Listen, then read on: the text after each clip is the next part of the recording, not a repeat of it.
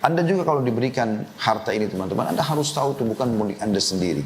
Ada hak orang lain di situ agar kita bisa mendapatkan pahala. Perhatikan Ali bin Abi Thalib radhiyallahu anhu berkata, barang siapa yang telah diberikan satu harta oleh Allah, maka hendaklah ia menyambung kekerabatan dengannya. Bantu kerabat-kerabat kita yang butuh. Kalau kita mampu berilah, ya. Dan usahakan memberikan yang terbaik semampu kita.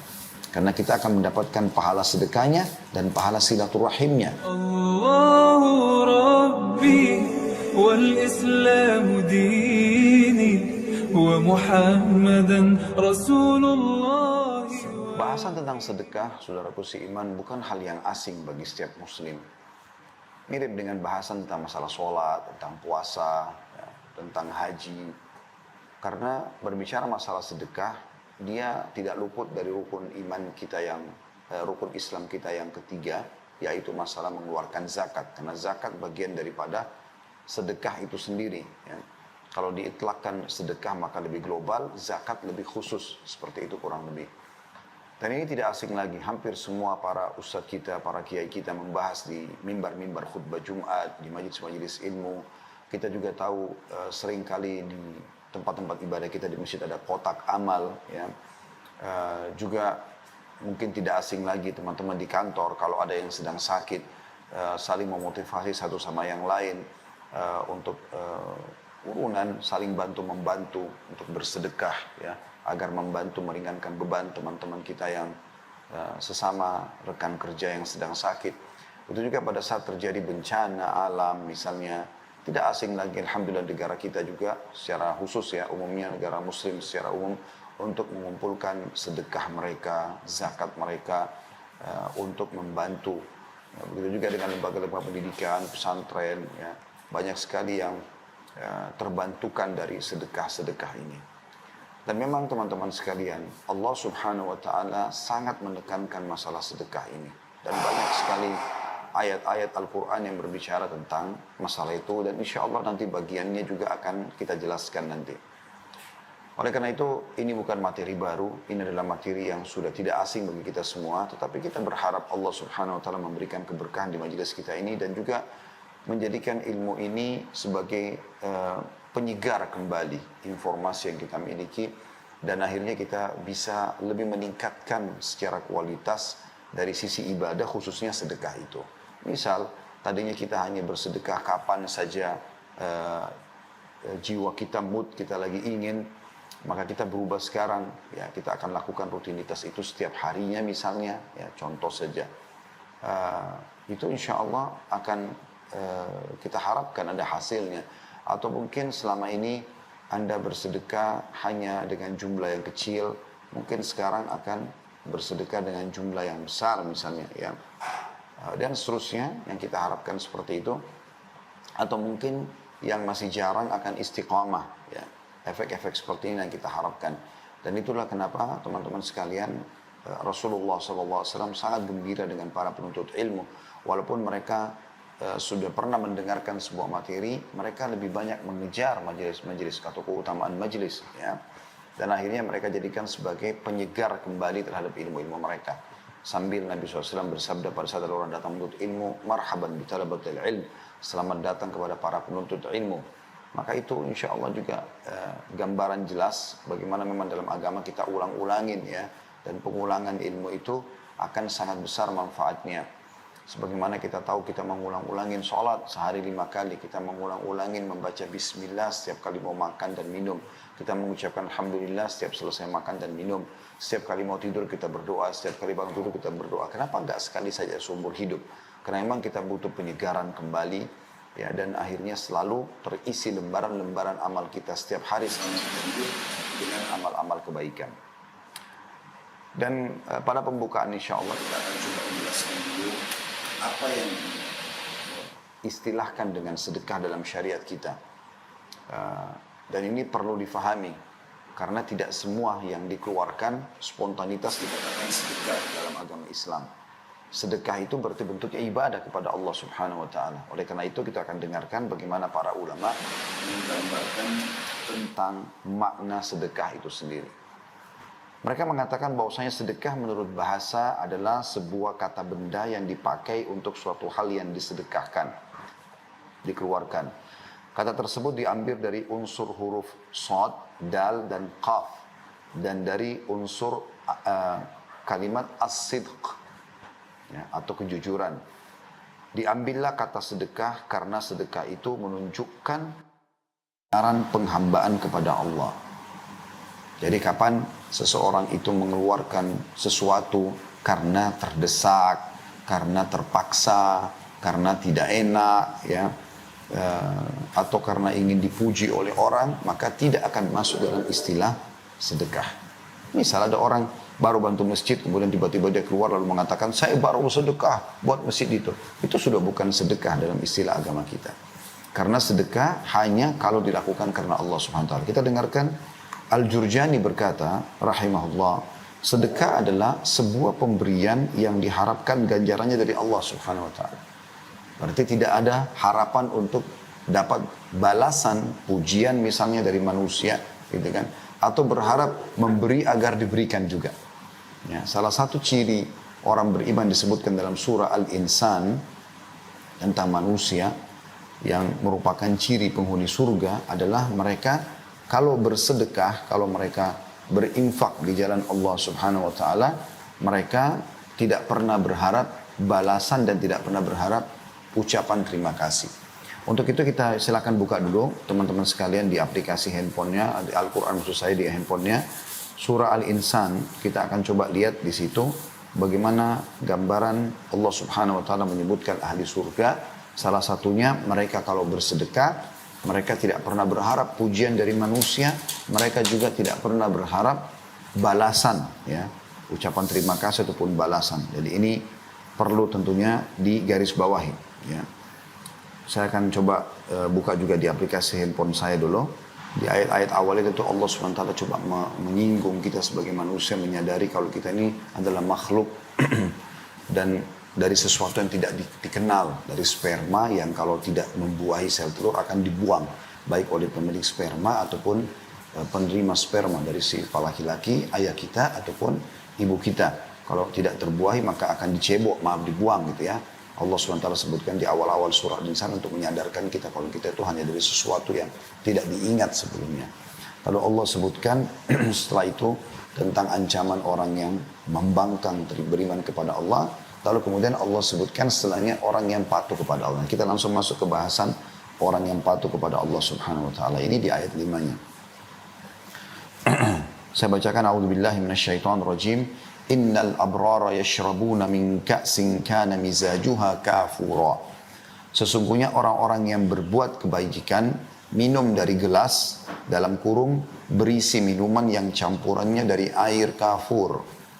Ayat 6-nya, Ainan yashrabu biha ibadullahi yufajjirunaha tafjira, yaitu mata air dalam surga. Air kafur itu kalau ada yang bertanya apa itu, dikatakan oleh Allah SWT yaitu mata air dalam surga yang daripadanya hamba-hamba Allah minum dan mereka dapat mengalirkannya dengan sebaik-baiknya. Itu ada penjelasan masalah mata air ini ya, banyak sekali dari dalil. Anda bisa kembali ke kajian kami tentang surga dan neraka insyaAllah. Di YouTube sudah ada di playlistnya Khalid Basalam Official, ada bab khusus tentang masalah mata air surga.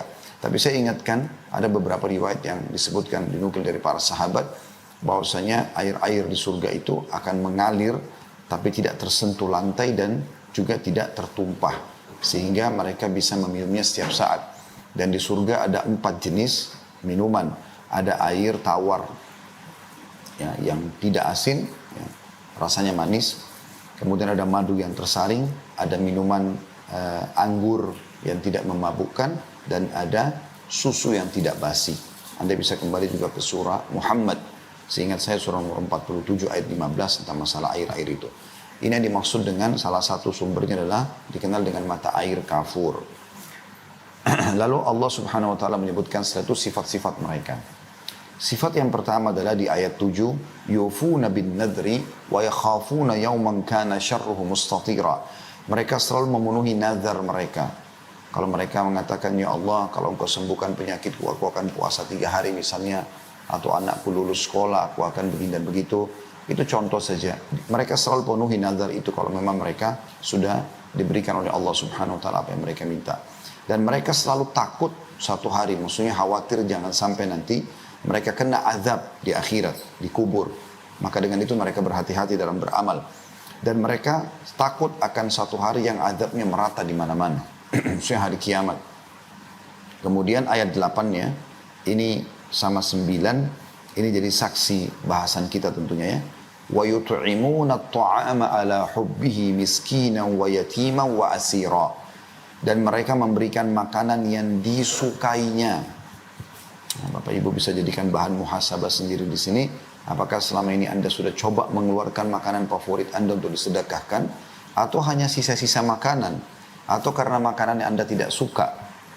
Ciri ahli surga kalau mereka bersedekah dengan makanan adalah mereka memberikan makanan yang disukainya. Sering kami berikan contoh di pengajian sebelumnya, bagaimana seseorang muslim dan muslimah itu kalau menikmati sebuah makanan, misalnya dia mampir di satu restoran, anggap restoran Padang misalnya, dia makan dan dia merasa nikmat sekali, atau satu restoran yang lain, mungkin Allah SWT berikan dia kenikmatan rezeki yang banyak, maka dia bisa makan di restoran yang mahal misalnya. Pernah nggak Anda berpikir untuk membungkus porsi yang sama yang Anda makan, jenis menu yang sama, ya lauk yang sama, lalu Anda berikan kepada tukang parkir, lalu Anda berikan kepada orang-orang miskin, atau Anda kirimkan kepada kerabat-kerabat Anda? Maka itu makanan yang kita sukai. Di situ puncak kita bersyukur kepada Allah Subhanahu wa taala. Sebagaimana kita rasakan kenikmatannya, kita juga ingin orang lain merasakan. Lalu dikatakan di sini, dan mereka memberikan makanan yang disukainya kepada orang miskin, anak yatim, dan orang-orang yang ditawan. Walaupun kita boleh memberikan makan orang-orang mampu, tapi diprioritaskan yang belum pernah mencobanya kita berikan. Banyak sekali teman-teman di yayasan kami, Yayasan Sedekah Kreatif, pada saat kami coba membagi lazis namanya ya, makanan yang kami sering bagikan gratis ke terminal, ke stasiun. Sekarang semasa pandemi kami juga banyak gencar datang ke tempat-tempat yang memang muslimin, banyak sekali yang susah hidupnya, pemulung-pemulung sampah, tinggal di pinggiran kali. Pada saat diberikan dus makanan, mereka sampai ada yang menangis karena belum pernah makan seperti itu menurut mereka. Padahal porsi itu atau mungkin menu itu bukan menu yang dianggap mewah. Ya secukupnya yang memang bisa kita berikan kepada orang gitu kan. Tapi Masya Allah, mereka sangat gembira dan ini yang diinginkan. Ya, dia targetnya seperti itu, memberikan makanan kepada mereka yang mereka sendiri memang belum pernah rasakan itu. Sampai dikatakan dalam hadis yang lain, kata Nabi SAW, dan ibadah yang termasuk yang paling Allah cintai adalah engkau memasukkan kegembiraan dalam hati seorang muslim.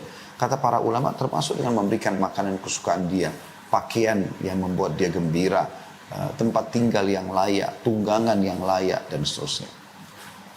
Di sini juga disinggung tentang tawanan ya, jadi termasuk orang kafir boleh kita berikan makan kepada mereka. Ya. Kemudian ayat 9 ini yang saya ingin titik beratkan ya.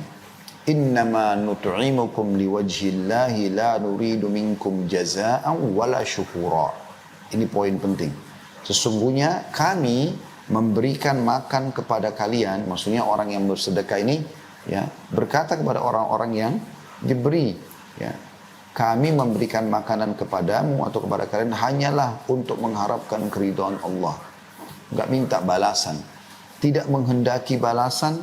Perhatikan Bapak Ibu yang lihat Al-Quran, surah Insan ayat 9-nya, Allah mengatakan sudah tidak menghendaki balasan dan tidak pula ucapan terima kasih. Ya, jadi kalau Anda bersedekah kepada orang lalu dia pergi, Anda justru bersyukur kepada Allah SWT. Karena dengan itu Anda lepas dari riya yang bisa menghancurkan amal Anda. Kadang-kadang ada orang sudah memberikan sedekahnya kecil, cuma 1.000-2.000 rupiah, lalu orang miskin itu karena buru-buru ingin mengejar lagi mobil yang lain atau kendaraan yang lain di sebelah lampu merah, ya, yang ingin dia dapatkan mungkin rezeki yang lebih supaya memenuhi kebutuhannya. Lalu kemudian karena tidak ucapkan terima kasih, oh ini orang nggak tahu terima kasih. Nah, itu kan aneh. Berarti memang yang dia harapkan ucapan terima kasih. Apa yang Anda kejar dari ucapan terima kasih orang? Yang sepanjang lidahnya dia mengatakan iya terima kasih ya. Itu apakah kepala Anda bertambah besar, ya, tubuh Anda bertambah sehat, ya, atau umur Anda bertambah gara-gara ucapan terima kasih itu? Demi Allah tidak. Malah justru terbuka pintu-pintu riya. Pintu kita akhirnya ya ingin dipuji oleh orang dan ini bisa menghancurkan amal. Karena kita sudah tahu riya, kata Nabi SAW, al-yasiru minar riya syirik. Sedikit saja riya sudah syirik kepada Allah. Maka nggak boleh sama sekali, gitu kan. Atau dia kirim makanan ke tetangganya. Kemudian dia melihat piring pada saat dipulangkan oleh tetangga kosong. Ini memang tetangga nggak tahu terima kasih. Masa diberikan tidak membalas. Berarti dia berharap balasan dari manusia. Ini keliru. Sedekah yang kita berikan karena Allah Subhanahu wa taala tidak pernah berharap ucapan terima kasih, tidak pernah berharap juga balasan. Jadi walaupun kita tidak mengembalikan ya ucapan terima kasih itu, ya walaupun kita tidak memberikan atau dia tidak memberikan ucapan terima kasih, tetap saja kita memberikan kepada dia, seperti itu kurang lebih, ya. Jadi sampai sini bahasannya itu ayatnya masih cukup panjang, ya. Allah Subhanahu wa taala menyebutkan tentang manusia insani dan juga beberapa hal yang berhubungan dengan balasan di surga, ya. Mereka akan mendapatkan dipan-dipan segala macam, baju-baju, buah-buahan segala macam. Tapi saya tidak bahas semua itu karena itu cukup panjang bahasannya. Intinya saya ingin titik beratkan di ayat 8 dan ayat 9 bagaimana dalam surah Al-Insan ini disebutkan mereka bersedekah, mengeluarkan makanan ataupun yang lainnya, itu tidak pernah berharap balasan. Itu baru dikatakan sedekah. Ya. Kemudian juga Ar-Raghib, ya, Al-Asfahani rahimahullah berkata, sedekah adalah harta yang dikeluarkan oleh manusia dengan maksud ibadah. Baru dikatakan sedekah. Karena maksudnya ibadah. Nah, ini sama tadi kurang lebih bahasanya yang disampaikan oleh Jurjani rahimahullah. Ar-Raghib mengatakan sedekah adalah harta yang dikeluarkan oleh manusia dengan maksud ibadah seperti zakat. Akan tetapi sedekah itu pada dasarnya disyariatkan untuk perkara yang disunnahkan, sedangkan zakat untuk hal yang diwajibkan. Jadi kalau kita bicara masalah sedekah maka lebih global. Karena sedekah bisa masuk di dalamnya pakaian, makanan, tunggangan, transportasi kalau kita sekarang, tempat tinggal, ya, perkataan yang baik, amar ma'ruf, nahi mungkar, ya, nasihat dan segala macam. Ini masuk semuanya sedekah. Tapi kalau kita bicara masalah zakat, maka dia kalau zakat mal fokus ke harta saja, gitu kan. Tidak masuk dalamnya pakaian dizakatkan atau zakat dalam bentuk pakaian. Gitu. Ada sendiri jenis-jenisnya. Maka zakat lebih khusus dan dia memang kepada orang-orang yang mampu dan wajib. Kalau sedekah lebih global. An-Nawawi berkata, Imam Nawawi rahimahullah yang masyhur, ya, mengatakan disebut sebagai sedekah adalah karena ia merupakan sebuah bukti atas kepercayaan pelakunya, kebenaran atau sidq keimanannya. Jadi orang kalau mau betul-betul tadi mengerjakan apa yang kita sampaikan di pembukaan ceramah kita ini, artinya dia mengeluarkan sedekah, tidak berharap pujian dari orang, tidak berharap balasan, dia justru hanya karena takut akan hisab hari kiamat dan dia berharap balasan sempurna dari Allah Subhanahu wa taala. Maka itu dikatakan disebut sedekah adalah karena, kata Imam Nawawi rahimahullah, merupakan sebuah bukti atas kepercayaan pelakunya. Dia yakin yang dia kejar adalah balasan dari Allah SWT. Kebenaran atau sidq keimanannya, baik lahir maupun batin. Maka sedekah itu adalah keyakinan dan kebenaran imannya. Nah, kita temukan orang yang seperti ini betul-betul tidak pernah berharap ada balasan dari orang lain. Ucapan terima kasih atau tidak. Walaupun teman-teman sekalian, dianjurkan kita kalau menerima pemberian orang lain sedekah apapun itu sifatnya, bantuan, sedekah, mau makanan, mau minuman, mau bantuan, mau apa saja, dianjurkan kata Nabi SAW, kalau orang berbuat baik pada kalian, balaslah yang setimpal. Ya. Kalau kalian tidak memiliki apa yang kalian bisa balas dengan setimpal, maka ucapkanlah jazakallahu khairan. Semoga Allah membalas anda dengan kebaikan. Gitu kan? Sesungguhnya sampai mengucapkan ini dia telah, ya, dia sudah memberikan ucapan yang pas atau yang cocok atau balasan yang pantas gitu. Kita akan dengarkan beberapa statement para salafus salih berhubungan dengan masalah sedekah ini. Asy-Syu'bi berkata rahimahullah, barang siapa yang tidak memperlihatkan bahwa dirinya lebih butuh kepada ganjaran sedekah daripada seorang fakir yang butuh kepada sedekah, maka dia telah membatalkan sedekahnya dan telah memukul wajahnya sendiri dengannya. Jadi konsep dasar dalam agama Islam, bagaimana kita pada saat bersedekah, kita harus meyakinkan diri kita, kita lebih butuh kepada orang yang membutuhkan itu daripada dia butuh kepada kita. Bahkan Asy-Syu'bi mengatakan, kalau seandainya ada orang tidak merasakan itu, akhirnya dia menganggap remeh orang miskin, ya. Dia kalau ketemu akhirnya mukanya cemberut, karena ini orang mau minta-minta lagi nih misalnya, seperti itu bahasanya, maka dia seperti sudah kehilangan pahala sedekahnya. Jadi ini luar biasa, harus difahami bagaimana sebenarnya pondasi dasar sedekah dalam Islam.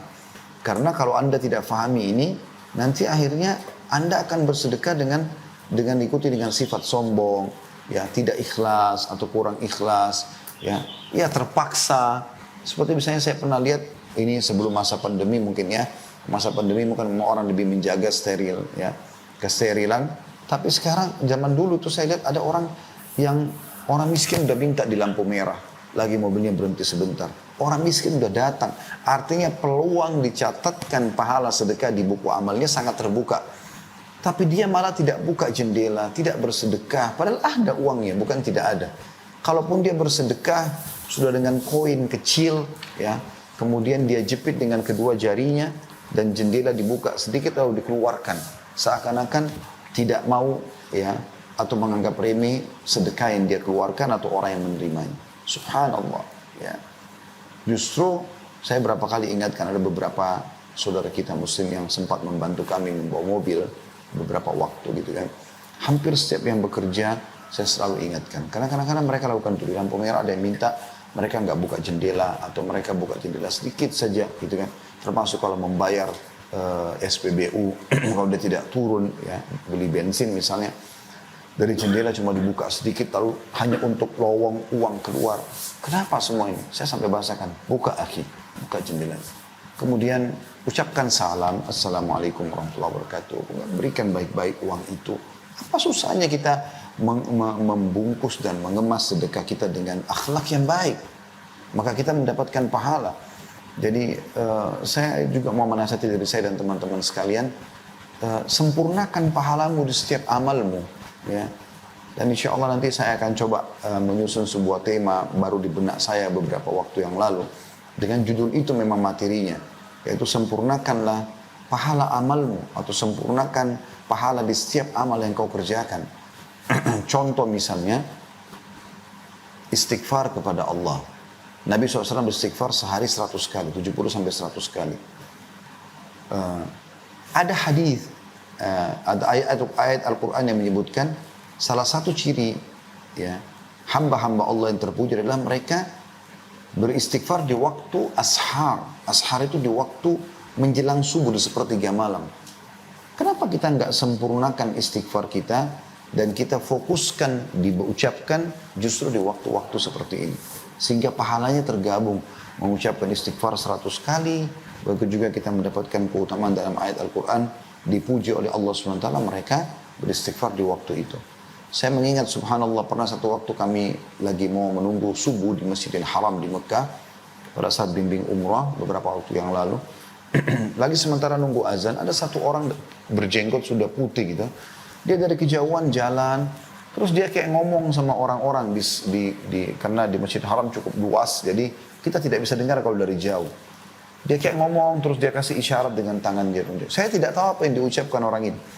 Begitu dia datang ke depan, ya, kelompok saf kami gitu, sehingga suara bisa terdengar, dia mengatakan, wahai ikhwani, wahai saudara-saudaraku, ini waktu ashar.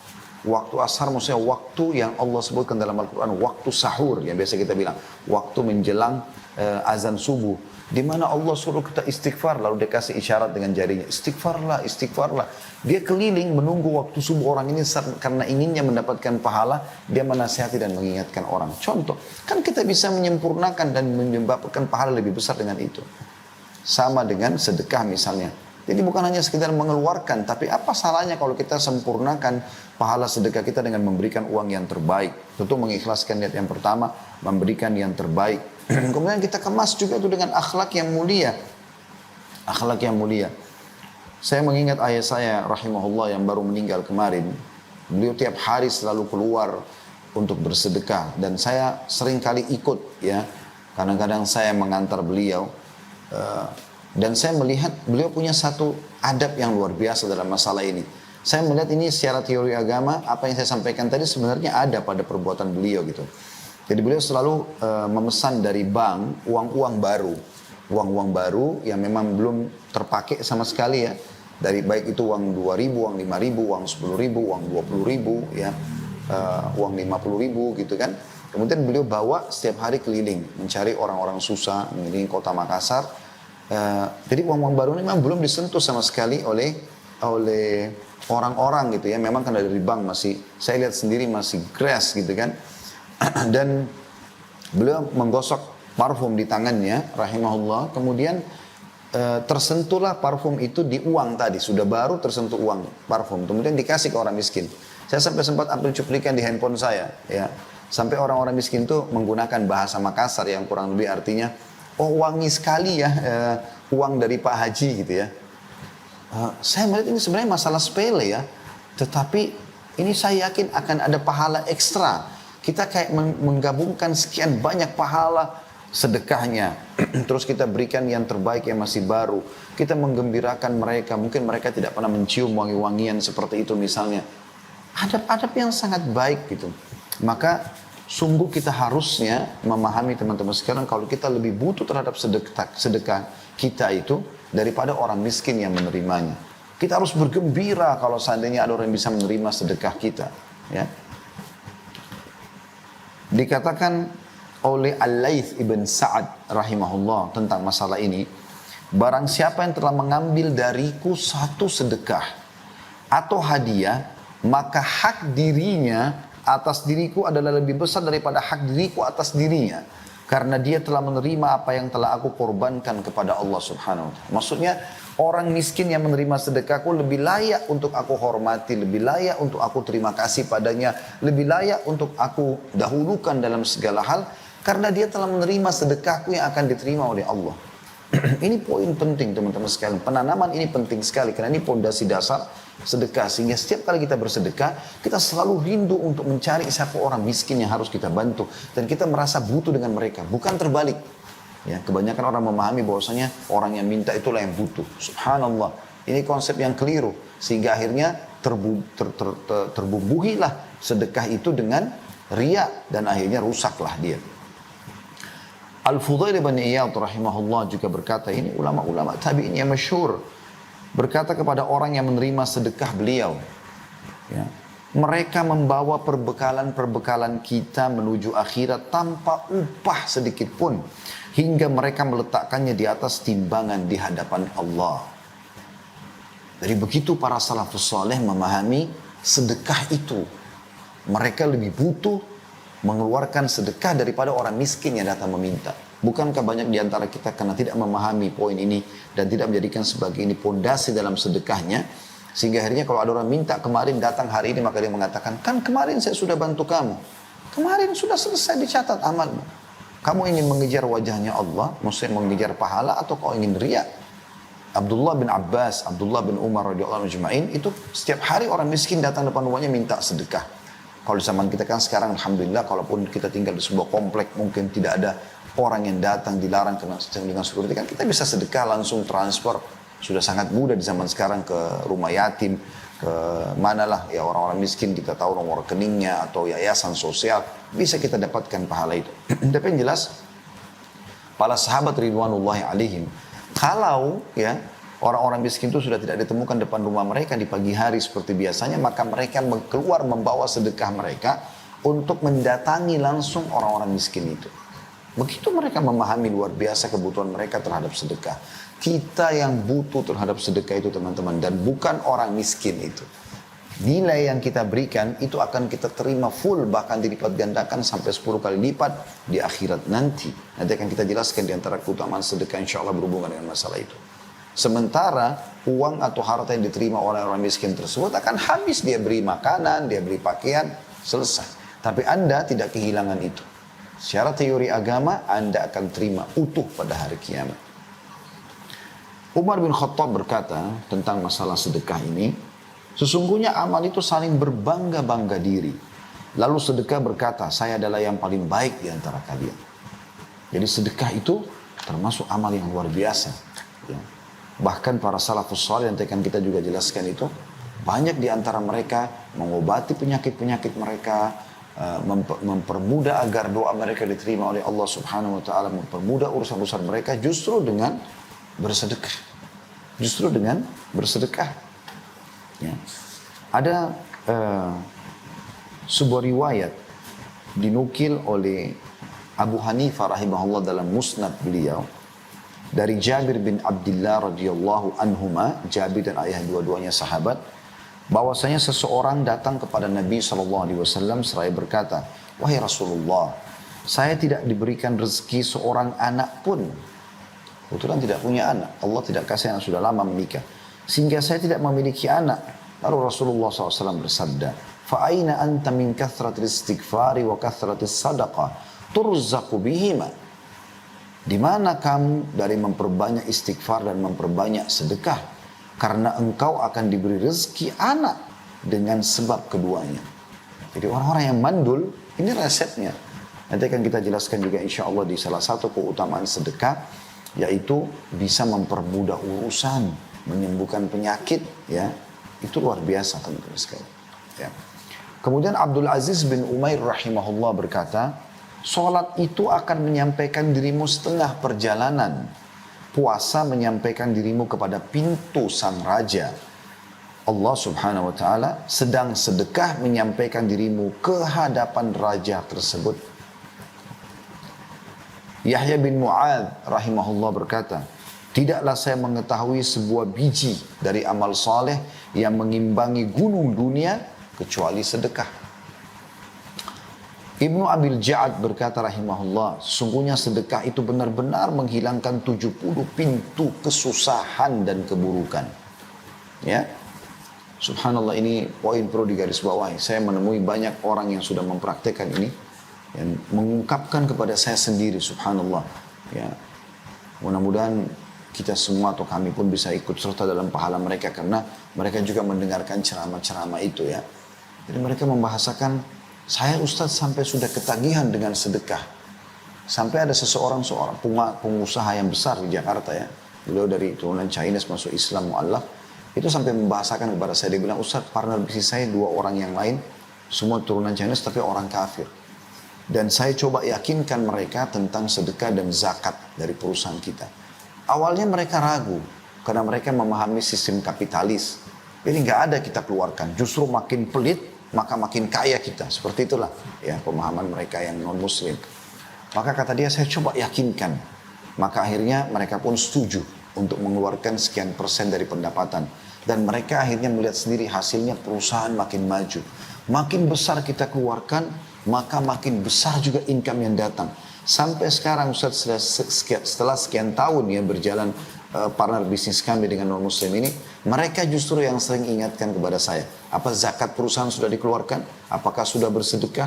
Itu ungkapan beliau sendiri, dan memang Masya Allah luar biasa gitu keuntungannya, sampai bisa kita bahasakan mungkin puluhan miliar bahkan ratusan miliar ya omset daripada perusahaan-perusahaan atau perusahaan-perusahaan yang ditanggung oleh teman-teman ini gitu ya. Dan cukup banyak contoh berhubungan dengan masalah ini. Anda juga kalau diberikan harta ini teman-teman, Anda harus tahu itu bukan milik Anda sendiri. Ada hak orang lain di situ agar kita bisa mendapatkan pahala. Perhatikan Ali bin Abi Thalib radhiyallahu anhu berkata, barang siapa yang telah diberikan satu harta oleh Allah, maka hendaklah ia menyambung kekerabatan dengannya. Bantu kerabat-kerabat kita yang butuh. Kalau kita mampu, berilah ya. Dan usahakan memberikan yang terbaik semampu kita. Karena kita akan mendapatkan pahala sedekahnya dan pahala silaturahimnya. Karena pernah ada sahabat begitu. Beliau membawa ya sekantong dirham lalu mengatakan, ada 2 orang yang akan saya menjadikan target sedekah saya Rasulullah.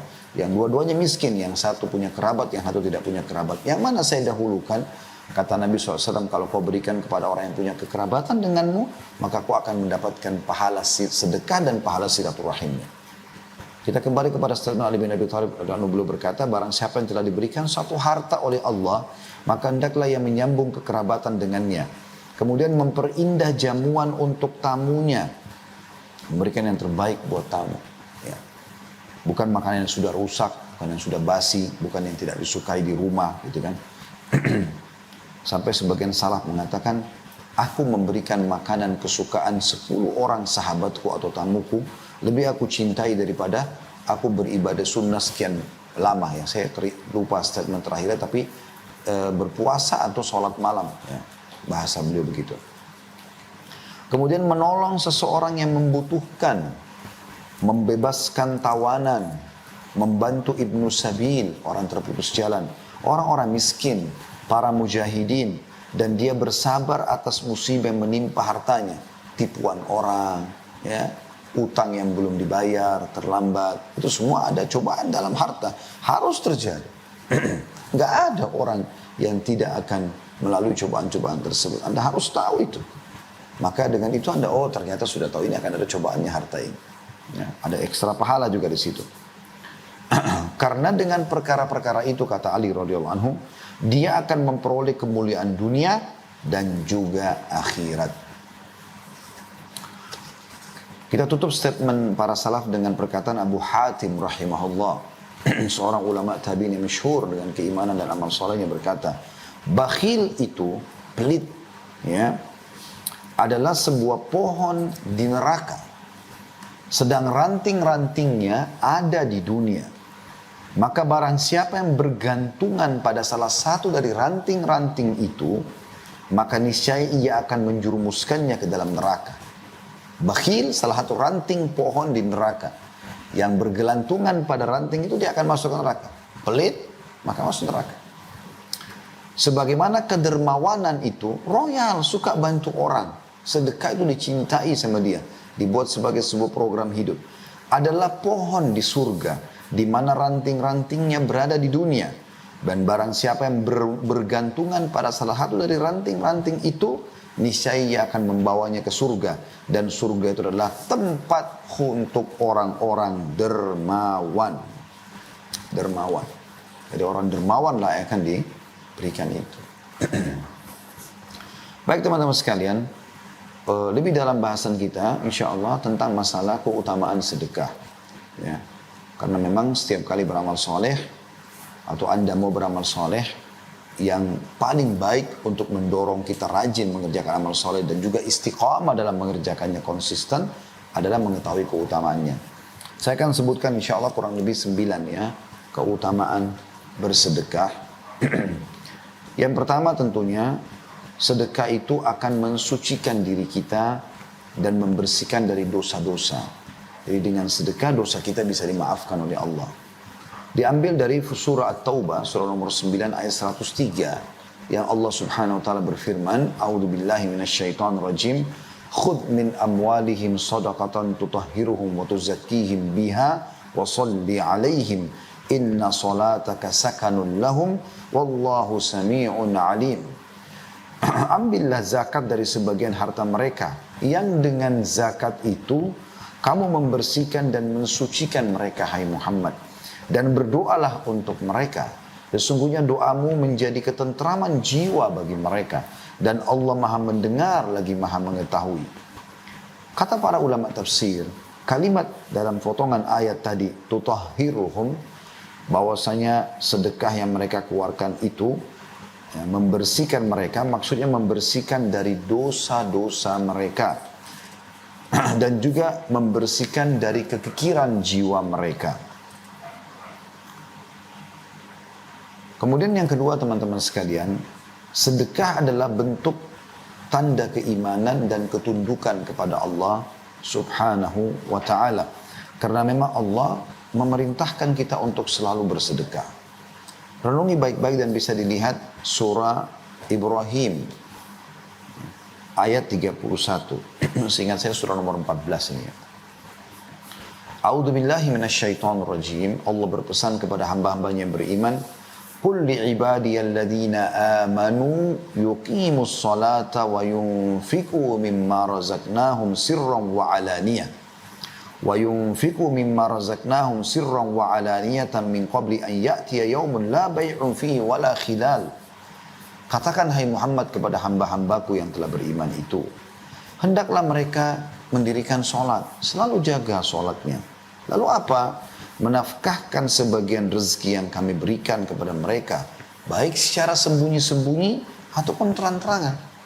Kalau Anda bisa lakukan sembunyi-sembunyi lebih baik. Tapi kadang-kadang kita harus berikan terang-terangan. Contoh misalnya ada orang yang minta di pinggir jalan. Nggak mungkin kita mengatakan, oh saya kalau kasih nanti saya ria. Nggak boleh. Ya.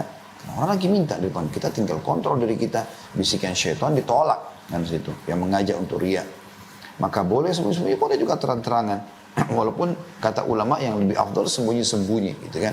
Tapi terang-terangan di beberapa keadaan boleh. Termasuk misalnya kalau seseorang punya jabatan, kedudukan di tengah-tengah masyarakat, kalau dia yang memulai bersedekah maka yang lainnya pada ikut, maka itu juga dibolehkan. Dan itu dilakukan oleh para sahabat ridwanullahi alaihim pada saat baginda Nabi SAW mengajak untuk jihad yang dimulai dengan sedekah, karena Allah SWT mengatakan bi amwalikum wa anfusikum, kita suruh berjihad dengan harta dan juga diri kita. Sebelum membentuk pasukan, maka Nabi SAW kumpulin dulu sedekah-sedekah, kemudian beliau mempersiapkan membeli senjata, kuda, segala macam perlengkapan, baru kemudian mujahidin disuruh mempersiapkan diri lalu pergi berjihad gitu kan.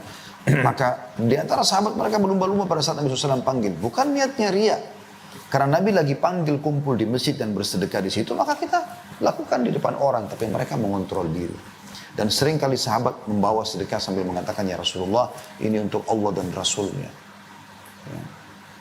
Itu yang dikerjakan oleh banyak sahabat, di antaranya Abu Dahda radhiyallahu anhu. Beliau menyumbangkan kebun kurmanya yang sangat baik, ya, subur, ada mata air yang sejuk, ya, namanya Bayruha, di depan masjid Nabi SAW, termasuk kebun kurma yang paling baik dan berhasil panen di Madinah. Lalu Allah SWT turunkan firman-Nya, man dzalladzi yuqridullaha qardan hasanan fayudha'ifu lahu adha'afan katsira. Siapakah yang mau meminjamkan untuk Allah, maka Allah akan gantikan dengan kelipatan-kelipatan yang banyak. Maka dia datang kepada Nabi SAW mengatakan, ya Rasulullah, apakah Allah minta pinjaman dari kita? Kata Nabi SAW, iya. Tapi tentu Allah tidak butuh itu. Allah memberikan kesempatan berpahala di situ. Dia mengatakan, ya Rasulullah, Bayruha adalah kebun kurma kesukaanku, maka aku akan sedekahkan karena Allah. Itu didengar oleh para sahabat yang lain. Tapi beliau bisa mengontrol dirinya karena waktu itu turun ayat, Nabi SAW sampaikan depan para sahabat. Beliau ingin meraih pahala itu. Pernah juga terjadi, maka Nabi SAW berkata kepada Abu Dahda, sungguh ya harta yang menguntungkan untukmu. Juga Nabi SAW pernah melihat ada beberapa orang miskin datang, saking miskinnya wajah mereka kelihatan bekas kemiskinan ya. Gelap, berantakan, baju mereka cuma satu kain, kalau tertiup angin bisa tersingkap. Nabi SAW naik ke mimbar motivasi para sahabat untuk sedekah, sampai akhirnya Nabi mengatakan bersedekahlah walaupun dengan ya secuil kurma. Jadi, kalian punya kurma di rumah, cuil atau bagi dua, bawa ke sini sedekah gitu. Maka pada saat itu sahabat terdiam, terpukau dengan penyampaian Nabi SAW. Lalu ada satu orang tiba-tiba berdiri dan langsung mengeluarkan yang dia punya di depan semua sahabat, ditaruh, ya Rasulullah, ini saya memberikan karena Allah dan Rasulnya. Terang-terangan. Maka para sahabat yang lain tiba-tiba langsung pada ikut semua. Maka kata Nabi SAW, siapa yang menunjukkan contoh yang baik karena Allah, ya, maka dia akan mendapatkan pahala orang yang mengikutinya tanpa dikurangi sedikit pun dari pahala orang yang mengikutinya. Jadi tadi karena dia yang memulai sehingga orang lain termotivasi, gitu kan? Tentu di sini dia tidak ada riaknya, gitu kan? Nah dia ingin mengejar keutamaan itu karena memang di depan umum, gitu kan? Dia diminta pada saat itu, maka dia pun memberikan di depan umum. Maka dia pun sahabat yang tadi memulai mendapatkan pahala seluruh sahabat yang bersedekah pada saat itu. Bahkan ya sampai menjelang hari kiamat, selama riwayat itu disebutkan dan ada orang termotivasi, sahabat tadi akan mendapatkan pahala karena dia yang memulai untuk berbuat kebaikan tersebut. Nah, itu poin penting ya. Lalu kata Allah Subhanahu wa taala, saya lanjutkan ayatnya surah Ibrahim itu, saya ulangi dari awal ya, katakanlah kepada hamba-hambaku yang telah beriman, hendaklah mereka mendirikan salat, menafkahkan sebagian rezeki yang kami berikan kepada mereka secara sembunyi ataupun terang-terangan, sebelum datang hari kiamat yang pada hari itu tidak ada lagi jual beli, tidak ada lagi persahabatan. Rupiah Anda, dolar Anda, emas Anda, apa yang Anda bawa ya, tidak akan ada manfaatnya. Nah, maksudnya yang Anda meninggal, Anda tinggalkan tidak akan ada lagi. Sudah dibagi oleh ahli waris, selesai. Tidak ada yang Anda bawa. Transaksikan selama Anda hidup. Itu penting sekali.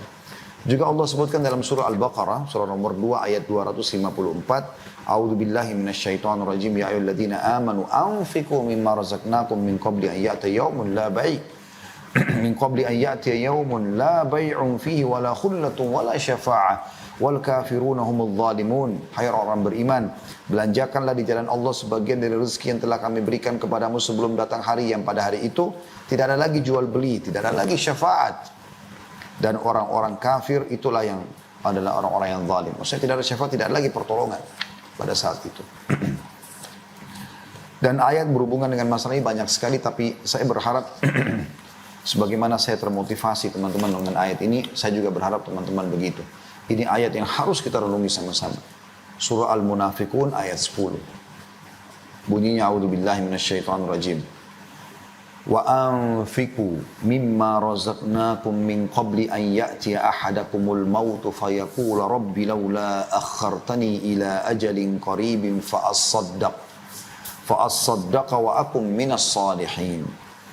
Dan belanjakanlah sebagian dari apa yang telah kami berikan kepadamu sebelum datang kematian kepada salah seorang di antara kamu. Enggak usah seluruh hartamu, sebagian keluarkan, berbagi kepada orang. Lalu dia berkata pada saat datang kematian kepada salah seorang di antara mereka, "Ya Rabbku, mengapa engkau tidak menangguhkan kematianku sampai waktu yang dekat?" Artinya berikan aku waktu walaupun kalau bahasa kita berapa menit saja. Untuk apa? Untuk kembali biologi sama istrinya, untuk kumpul sama anak-anaknya, kembali pamit sama teman-temannya. Enggak. Dia mengatakan yang menyebabkan aku dapat bersedekah. Dia menyesal kenapa ada di rekeningnya tersisa dia enggak sedekahkan semasa dia hidup.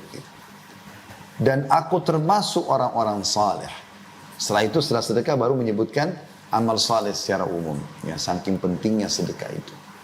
Maka bagi anda yang masih suka perhitungan jalan Allah, maka tentu anda sedang menutup pintu-pintu rezeki dari Allah subhanahu wa ta'ala. Ingin keran-keran rezeki terbuka dari langit, anda kutip, maka bersedekahlah. Dan ingin mendapatkan ikan paus, jangan pakai kail, tapi harus pakai kapal tanker.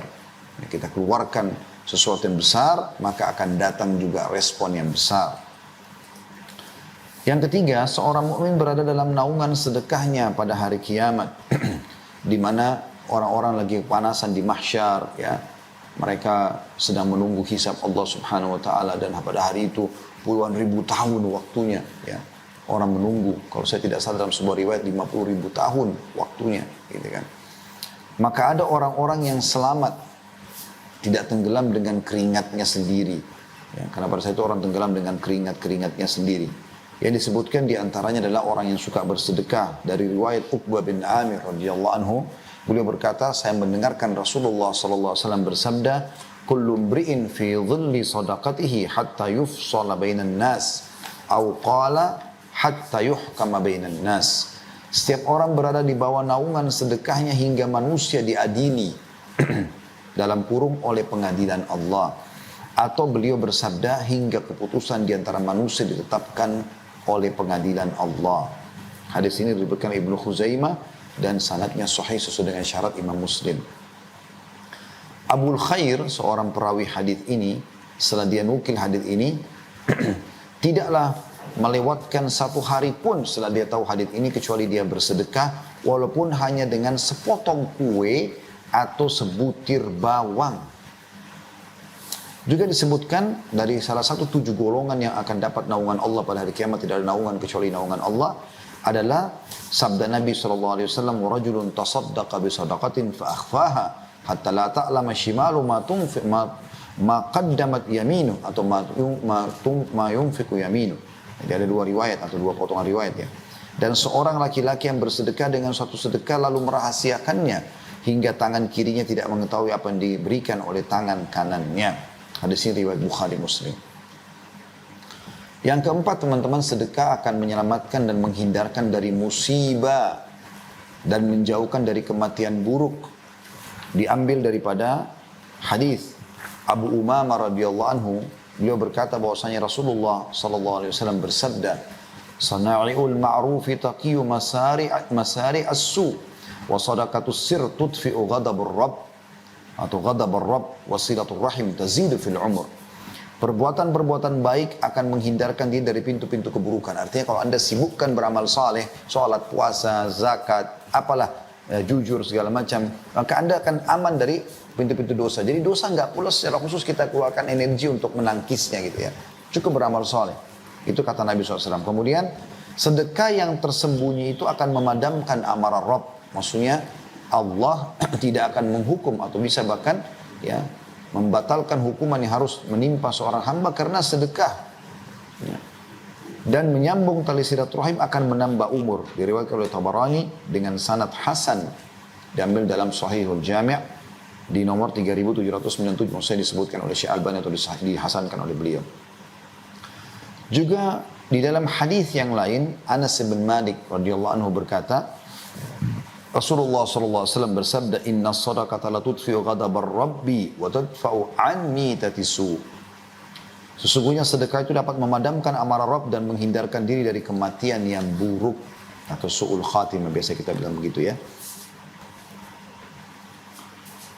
Ibnul Arabi Al-Maliki coba menjelaskan makna mati buruk. Dikatakan dan hakikat dari kematian yang buruk adalah kematian dalam kondisi kemaksiatan. Artinya kita tidak akan meninggal insyaAllah dalam keadaan bermaksiat. Al-Mubarak Furi rahimahumullah semuanya berkata, Al-Iraqi berkata, secara zahir, maksud kematian yang buruk itu adalah kematian yang mana Rasulullah SAW berlindung kepada Allah darinya. Berupa hancur, jatuh, tenggelam, kebakaran, tergoda syaitan saat menghadapi maut, dan terbunuh saat lari dari medan perang. Artinya semua itu tidak akan pernah kita mati dalam keadaan seperti itu kalau rutin atau suka bersedekah. Yang kelima, sedekah adalah bukti keimanan yang benar. Diambil daripada sabda Nabi SAW,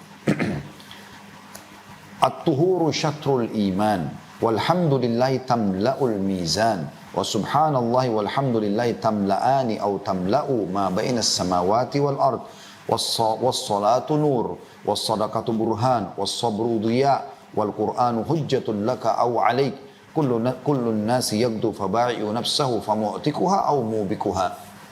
Bersuci itu sebagian daripada iman. Alhamdulillah, bersuci suka suci dari najis ya, dan selalu dalam keadaan berwudu, mandi ya, dan segala macam ini adalah bagian daripada keimanan. Alhamdulillah memenuhi timbangan. Kalau kita ucapkan alhamdulillah itu berat di timbangan amal. Subhanallah dan alhamdulillah, kalau ditambah alhamdulillah dengan subhanallah, memenuhi apa yang ada di antara langit dan bumi ya, dari sisi pahalanya ya. Salat itu akan jadi cahaya kehidupan. Sedekah itu bukti yang nyata terhadap keimanan. Nah, ini saksi bahasan kita. Sabar itu pelita, sedangkan Al-Quran adalah hujjah untuk memberimu pahala apabila kau mengamalkan, membaca, ya, dan hujjah untuk menghukummu apabila kau tidak mengamalkannya. Setiap manusia berusaha untuk berusaha dan menjual dirinya, maka di antara mereka ada yang membebaskan dengan kebaikan dan ada yang menghancurkan dengan dosa dan kemaksiatan. Hadis sahih riwayat Imam Muslim di halaman 223. An-Nawawi rahimahullah berkata, dimaksud dengan makna as-sadaqatu burhan, sedekah itu adalah bukti yang nyata, kata beliau, bahwa sedekah itu betul-betul hujjah atau argumentasi dan dalil atas keimanan pelakunya. Karena seorang munafik tidak akan melakukannya, karena ia tidak meyakininya. Lalu barang siapa bersedekah maka dapat diambil sebagai bukti kebenaran imannya. Yang keenam, sedekah itu menjadi tebusan bagi seorang muslim dari belenggunya. Dalam sebuah riwayat, dinukil bahwasanya Nabi SAW pernah menceritakan tentang Nabi Yahya alaihi salam. Nabi Yahya berkata kepada kaumnya, wa amurukum bis sadaqah, fa inna mathala dhalika kamathali rajulin asarahu al-adu, fa awthaku yadahu ila unukihi wa qaddamuhu liyadribu unuqah. Faqala ana afdihi minkum bil qalili wal kathir fafada nafsahu minhum. Saya, kata Nabi Yahya alaihissalam, dan Nabi Muhammad SAW sampaikan, berarti menjadi bagian juga dari syariat kita, gitu kan? Saya memerintahkan kalian untuk bersedekah karena yang demikian itu adalah seperti seseorang yang ditawan oleh musuh, lalu mereka mengikat erat tangannya pada lehernya, lalu mereka menghadapkannya untuk memenggal lehernya. Kemudian dia berkata, saya akan menebus diriku ya dengan ini dan itu dari hartaku. Dan terus saja dia menebus sampai akhirnya dia selamat dari mereka. Diriwayatkan oleh Tirmidzi dengan dinyatakan hadisnya hasan, gharib. namun disahihkan oleh Syekh Albani dalam Sahih Sunan At-Tirmidzi di nomor 2 di halaman 378, juga di halaman 1298. Ya. Ibnu Qayyim berkata rahimahullah tentang hadis ini, hal ini juga merupakan perkataan yang mana burhan adalah keberadaannya, maksudnya bukti tentang keimanannya. Dan dalilnya adalah kejadiannya. Karena sedekah itu memiliki pengaruh yang menakjubkan dalam hal menolak berbagai macam bencana, walaupun dari seseorang yang jahat, atau dari seseorang yang berlaku zalim, bahkan dari seorang kafir. Karena Allah Ta'ala akan menolak darinya berbagai macam bencana dengan sedekah. Hal ini adalah suatu perkara yang telah dimaklumi di antara manusia, baik yang terpelajar maupun juga tidak. Yang ketujuh, Allah pasti memberikan gantian terhadap sedekah. Maka bersedekah, wahai saudara. Makin besar yang kau berikan di jalan Allah, makin besar juga balasannya. Tadi saya sudah bahasakan itu dengan bahasa saya ya. Membuka keran-keran rezeki dari langit. Ini tanda kutip tentunya bahasa ini. Diambil daripada surah Saba. Ayat 39. Allah subhanahu wa ta'ala berfirman. A'udzubillahi minasyaitonirrajim. Qul inna rabbi yabsutur rizqa liman yasha'u min ibadihi wa yakdiru lah. Wa ma anfaqtum min syai'in fahuwa yukhlifuh. Wa huwa khairur raziqin. Katakan hai Muhammad kepada seluruh hamba-hambaku, sesungguhnya Tuhanku melapangkan rezeki bagi siapa yang dikehendakinya di antara hamba-hambanya, dan menyempitkan bagi siapa yang dikehendakinya, tentu dengan kemahaadilan Allah. Makanya kita minta agar Allah luaskan dan lapangkan rezeki kita insyaAllah. Dan barang apa yang saja yang kamu infakkan atau infakkan, maka Allah pasti akan menggantinya, dan dialah sebaik-baik pemberi rezeki. Dipastikan hadis ini oleh Nabi SAW dalam sebuah sabda beliau dari Abu Hurairah radhiyallahu anhu, bahwasanya beliau SAW bersabda, qala Allah tabaraka wa ta'ala, ya ibna Adam anfik alaik. Allah tabaraka wa ta'ala, Allah yang penuh berkah dan juga maha tinggi, berfirman kepada manusia, wahai anak Adam, berinfaklah, niscaya aku akan memberi rezeki atas kalian. Juga dalam ini tentu hadis riwayat Muslim nomor 993 ya. Juga dalam hadis yang lain diriwayatkan oleh Bukhari nomor 1442 dan Muslim 1010. Masih dari sahabat yang sama Abu Hurairah radhiyallahu anhu, bahwasanya Rasulullah SAW bersabda, "Ma min yaumin yusbihul ibadu fihi illa wa malakani yanzilan, fayaqulu ahaduhuma Allahumma a'ti mumfikan khalafa, wa yaqulu al-akhar Allahumma a'ti mumsikan talafa." Tidaklah suatu hari di mana seorang hamba memasuki paginya, melainkan pasti akan turun dua malaikat. Salah seorang dari mereka berkata, ya Allah, berilah ganti atau rezeki yang luas bagi orang yang berinfak. Dan yang lain, yang satu lagi malaikat mengatakan, ya Allah, berikanlah kebinasaan kepada orang yang kikir.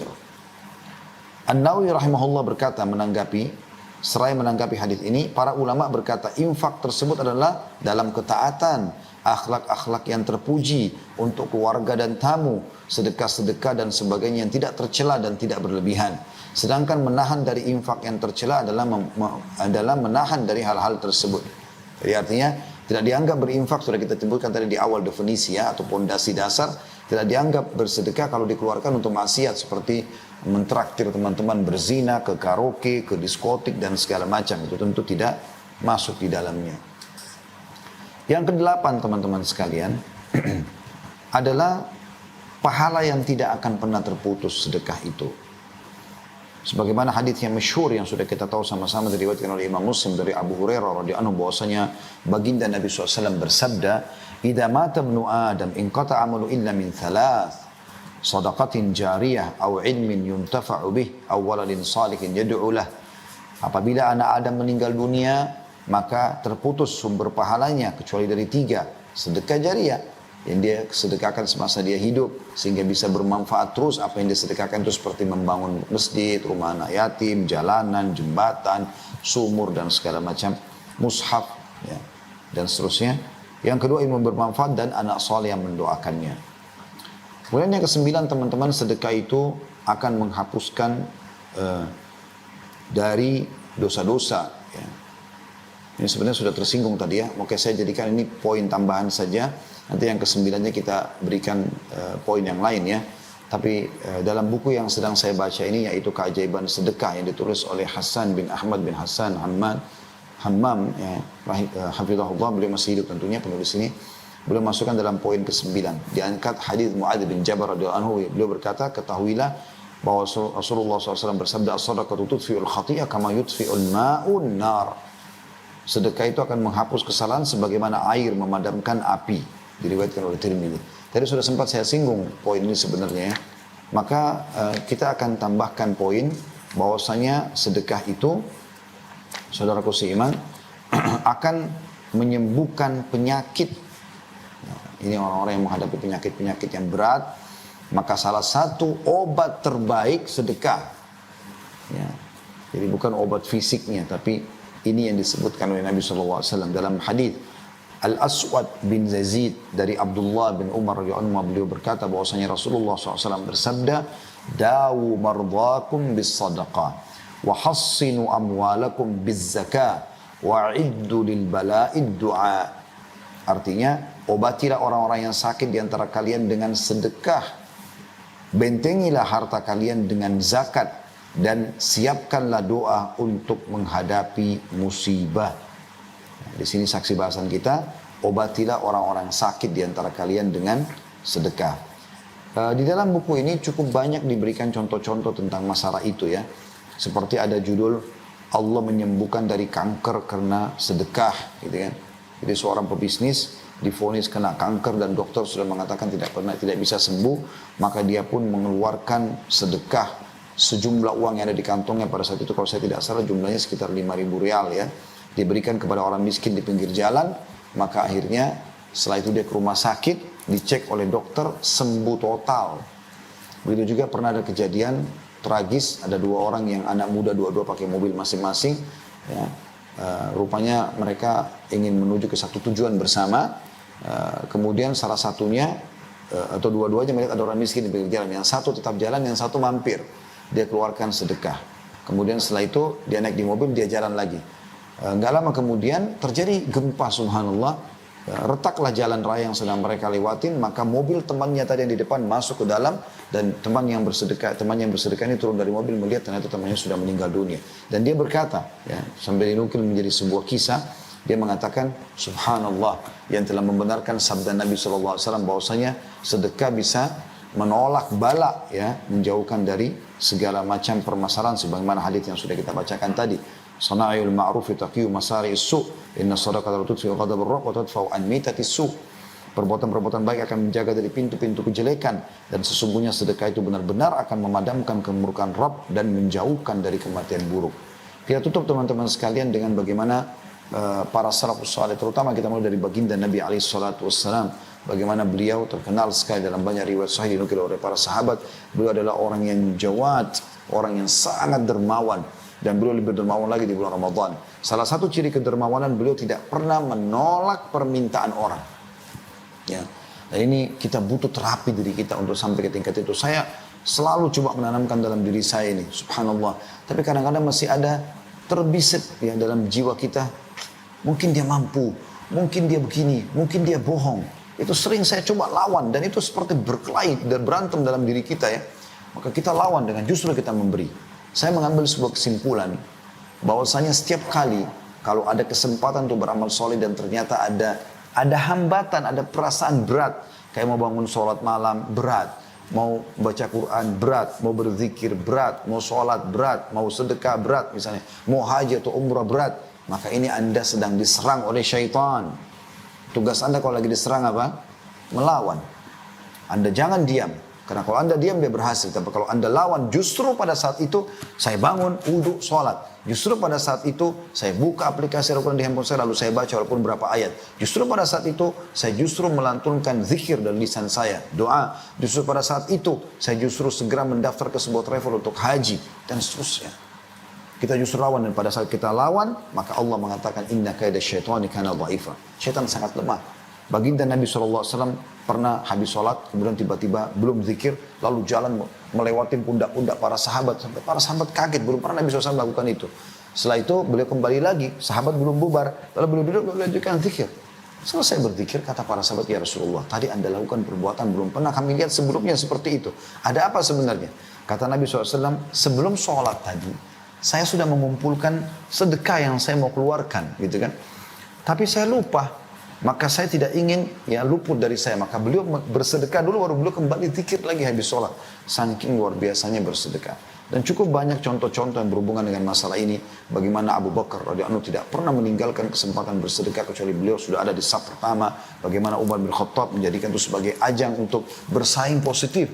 Beliau mengatakan pada saat Nabi SAW berkatakan di perang Tabuk, ya, bersedekahlah. Lalu beliau Umar mengatakan, hari ini saya akan membawa setengah harta saya. Dan hari ini saya akan coba ya mengalahkan Abu Bakar. Di sini positif ya, dia ingin bersaing positif gitu, supaya dia bisa bersedekah karena Abu Bakar selalu saja ada di hadapan Nabi SAW pada saat dibuka sedekah, beliau selalu orang pertama gitu. Ternyata waktu Umar bin Khattab datang, betul Abu Bakar belum datang. Kemudian dia mengatakan, hari ini aku akan mendahului Abu Bakar. Lalu dia mengatakan, ya Rasulullah, ini sedekahku. Kata Nabi SAW, apa yang kau tinggalkan buat keluargamu? Kata Umar radhiyallahu anhu, seperti ini juga, artinya setengah harta dia sedekahkan. Gak lama kemudian Abu Bakar datang. Kemudian kata Abu Bakar, ini ya Rasulullah harta saya.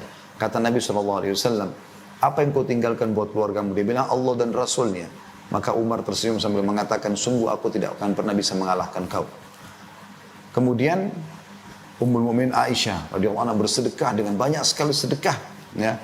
Beliau selalu bersedekah dan melatih supaya orang-orang bersedekah. Di antaranya pembantunya menjelang buka puasa. Beliau pada saat itu tidak punya makanan kecuali roti dan minyak. Berarti pada saat itu orang kalau hidupnya susah sekali roti kering sama minyak saja, gitu kan. Maka sudah menjelang azan maghrib, pembantunya ada orang yang ketok pintu, lalu kemudian Ummul Mukminin Aisyah radhiyallahu anha menyuruh pembantunya buka pintu. Waktu dibuka, lalu kata ada orang miskin, lalu kata Aisyah radhiyallahu anha, kasih makanan itu, roti. Padahal mereka sudah tidak punya apa-apa untuk buka puasa. Bayangkan dalam kondisi kita puasa, lapar, gitu kan. Kita akan berbuka sebentar lagi, tinggal beberapa saat azan maghrib. Ya. Ujian luar biasa datang pada saat itu. Ya. Maka Aisyah mengatakan sedekahkan. Setelah dikasih, ditutup pintu, kasih orang miskin itu. Lalu pembantunya Aisyah berkata, wahai Ummul Mukminin, kita nggak punya apa-apa untuk buka puasa. Aisyah tersenyum sampai mengatakan, jangan kau takut dari Sang Pencipta Allah yang Maha Pemurah. Subhanallah, belum hilang ya, bayangan orang yang tadi diberi sedekah itu, tiba-tiba diketuk lagi pintu rumah Ummul Mukminin radhiyallahu anha, dan ternyata ada utusan dari tangga sebelah mengatakan membawa sebuah nampan yang besar berisi roti gandum dengan kari kambing yang luar biasa, dikasih dalam riwayat dikatakan za'faran, wangi-wangian dalam makanan sehingga betul-betul mengundang jiwa untuk makan gitu. Maka dia mengatakan, sungguh tuanku mengirim ini untuk Ummul Mukminin. Lalu itu cukup untuk 10 orang ya. Lalu kemudian azan maghrib. Detik saja, hitungan detik gitu. Maka Aisyah pun mengatakan mengucapkan terima kasih pada orang tersebut. Lalu kemudian Aisyah pun mengatakan kepada perempuan, mari kita buka puasa. Makanlah sampai puas, makanan masih banyak sisa. Lalu Aisyah senyum setelah mereka kenyang. Ini, kata Aisyah, tunjuk makanan tersebut lebih baik daripada roti keringmu tadi. Dan sekian banyak kisah para salafus saleh berhubungan dengan masalah ini.